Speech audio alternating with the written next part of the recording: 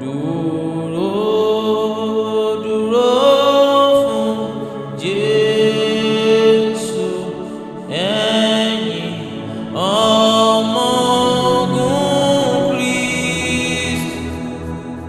Gbé àsíá rẹ̀ sókè, a kò gbọdọ̀ fẹ́ kú láti ṣẹ́gun dé ṣẹ́gun ní ọ̀tá ogun rẹ̀. Títà ó ṣẹ́gun gbogbo ọ̀tá tí Kristi yóò jólúwa.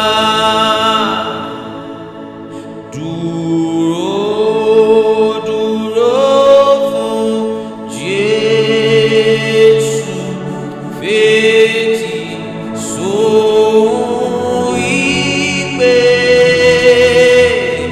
jáde lọ sójú ìjà lónìí, ọjọ́ ńlá rẹ̀.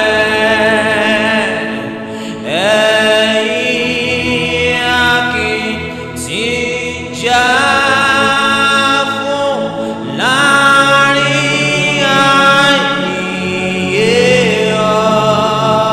ọ̀tá, nù ewu ẹni gbóyà, ẹ̀kọ́ jújà sọ́tá.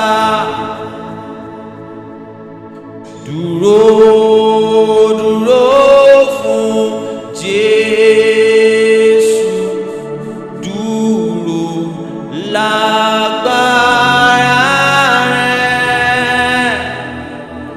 Ipá ènìyàn kò tó máa gbẹ́kẹ̀lé tirẹ̀.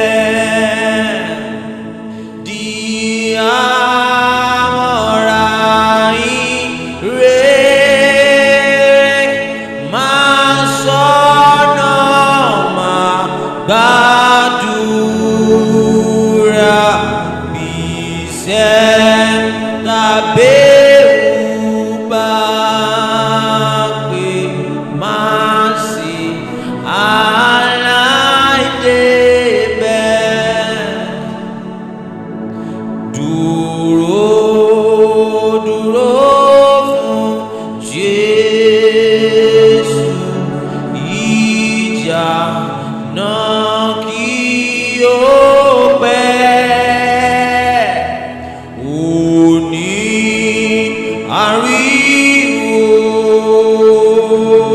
ogun, ọ̀la orin ìṣẹ́gun. Ẹni tó bá ti ṣẹ́gun yóò pàdé ìyè, yóò máa bá ọba ògo jọba títí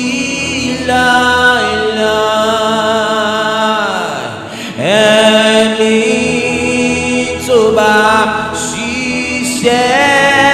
ṣiṣẹ́gun yóò pàdé ìyè, yóò máa bá ọba ògo jọba títí láéláé. Yóò máa bá ọba ògo jọba títí láéláé. Yóò máa bá ọba ògo